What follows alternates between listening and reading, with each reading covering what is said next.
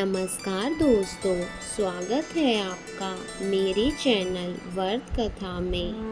आज मैं आपको बताऊंगी किसके श्राप के कारण माता लक्ष्मी को करना पड़ा एक गरीब घर में काम।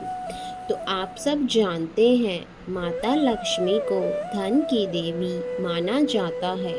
ऐसा माना जाता है कि जिस घर में माता लक्ष्मी का वास होता है वहाँ कभी धन की कमी नहीं होती। लेकिन क्या आप जानते हैं कि माता लक्ष्मी को कई सालों तक एक गरीब घर के यहाँ काम करना पड़ा था। आइए जानते हैं कि उस गरीब का क्या हुआ जिसके घर माता लक्ष्मी काम करती थी। एक दिन माता लक्ष्मी और भगवान विष्णु धरती लोक पर घूमने आए, लेकिन धरती लोक पर माता लक्ष्मी से एक गलती हो गई। उसके बाद भगवान विष्णु ने उन्हें धरती पर 3 साल तक नौकरानी बनकर रहने को कहा।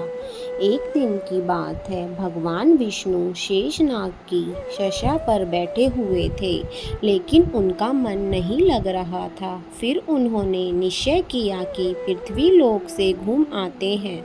उसके बाद वो पृथ्वी लोक पर आने के लिए तैयार होने लगे। भगवान विष्णु को तैयार होता देख माता लक्ष्मी से रहा नहीं गया। माता लक्ष्मी भगवान विष्णु के पास आई और बोली, प्रभु इतनी सुबह कहाँ जाने की तैयारी हो रही है। तब भगवान विष्णु बोले, देवी मैं धरती लोक पर घूमने जा रहा हूँ।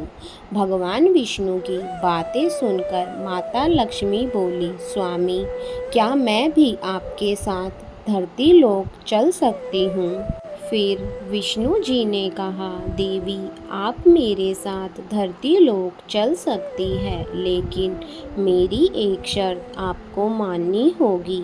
उसके बाद माता लक्ष्मी ने कहा, प्रभु आपके साथ जाने के लिए मुझे कोई भी शर्त स्वीकार है, लेकिन पहले आप शर्त तो बताइए। विष्णु जी ने कहा, मेरी शर्त यह है कि आप धरती लोक पर उत्तर दिशा की ओर मत देखिएगा। उसके बाद भगवान विष्णु और माता लक्ष्मी धरती लोक के लिए चल दिए। तब माता लक्ष्मी और भगवान विष्णु के साथ पृथ्वी पर पहुंची। तब धरती लोक पर सुबह हुई थी। धरती लोक पर बारिश के कारण मौसम बड़ा ही सुहाना था। धरती लोक की सुंदरता देखकर माता लक्ष्मी उस पर मन ही मन मोहित हो गई। धरती लोक की सुंदरता से वह इतना मंत्रमुग्ध हो गई कि भगवान विष्णु के शर्त को ही भूल गई। वह चारों ओर देखने लगी और मन ही मन कहने लगी, आज धरती कितनी सुंदर लग रही है। फिर कुछ समय भ्रमण करने के बाद माता लक्ष्मी को उत्तर दिशा में एक सुंदर बगीचा दिखा। उस बगीचे में बहुत से सुंदर फूल खिले हुए थे। फूलों की सुंदरता देख माता लक्ष्मी से रहा नहीं गया और वह बगीचे में चली गई। फिर कुछ देर बाद उस बगीचे से एक सुंदर सा फूल तोड़कर भगवान विष्णु के पास पहुंची। लेकिन जब भगवान विष्णु ने देवी लक्ष्मी के हाथों से उस फूल को देखा तो वे उदास हो गए। उसके बाद भगवान विष्णु ने माता लक्ष्मी से कहा, देवी बिना पूछे किसी की वस्तु नहीं लेनी चाहिए। फिर भगवान विष्णु ने उन्हें अपनी शर्त याद दिलाई। तब भगवान विष्णु की बातें सुनकर माता लक्ष्मी ने कहा, प्रभु मुझसे बड़ी भूल हो गई, हो सके तो मुझे क्षमा कर दीजिए। उसके बाद विष्णु जी बोले, देवी इस भूल के लिए आपको क्षमा नहीं किया जा सकता, आपको इसकी सजा भुगतनी पड़ेगी। विष्णु जी की बातें सुनकर देवी लक्ष्मी ने कहा, स्वामी मैंने ऐसा कौन सा बड़ा पाप किया है जो तो मुझे क्षमा नहीं मिल सकती। तब भगवान विष्णु ने कहा, आपने माली से बिना पूछे उनके बगीचे से फूल तोड़ा है। ये कार्य चोरी जैसे पापों की श्रेणी में आता है, इसलिए आपको सजा के तौर पर उस माली के घर 3 साल तक नौकरानी बनकर रहना होगा। फिर 3 साल पूरा होने के बाद मैं आपको लेने आऊँगा। इतना कहकर विष्णु जी अपने धाम वापस लौट गए।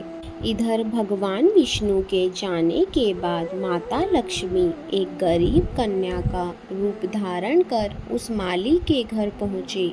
उस माली का नाम माधव था। माता लक्ष्मी ने देखा कि माधव एक झोपड़ी में अपने परिवार के साथ रहता है।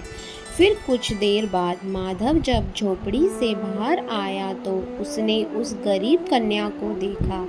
उसने माता लक्ष्मी रूपी गरीब कन्या से पूछा, बेटी तुम कौन हो और यहाँ क्या करने आई हो? तब कन्या बोली, मैं एक गरीब लड़की हूँ और इस दुनिया में मेरा कोई नहीं है। कई दिनों से मैंने कुछ भी नहीं खाया। आपसे प्रार्थना है कि मुझे अपने यहाँ काम पर रख लीजिए। कन्या रूपी माता की बातें सुनकर माधव को दया आ गई।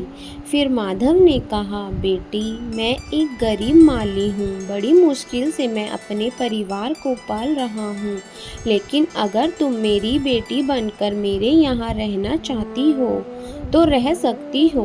उसके बाद माता लक्ष्मी माधव के घर रहने के लिए तैयार हो गई। उसके बाद माधव ने उस कन्या को झोपड़ी के अंदर ले गया। फिर अपनी पत्नी से बोला, आज से ये कन्या इस घर में मेरी बेटी बनकर रहेगी। यह सुन माधव की पत्नी खुश हो गई। अगले दिन माधव की कमाई इतनी हुई कि उसने एक गाय खरीदी। उस दिन के बाद माधव की आमदनी दिन प्रतिदिन बढ़ने लगी। फिर कुछ दिनों के बाद माधव ने सोचा, जब से ये लड़की हमारे घर आई है तब से हमारी आमदनी बढ़ने लगी है। अभी भी मैं तो पहले की तरह ही मेहनत करता हूँ, कहीं ये लड़की कोई देवी तो नहीं है। इसी तरह समय बीतता गया और 3 साल पूरा होने के अगले दिन जब माधव अपने खेतों से आया तो दरवाजे पर देवी रूपी एक महिला को देखा। नज़दीक आकर जब माधव ने उस महिला को देखा तो वह समझ गया, यह तो वही लड़की है जो 3 साल पहले मेरे घर आई थी। फिर माधव को समझते देर नहीं लगी कि 3 साल से मेरे घर गरीब कन्या के रूप में माता लक्ष्मी वास कर रही थी। उसके बाद माधव ने पत्नी सहित बच्चों से बाहर आने को कहा।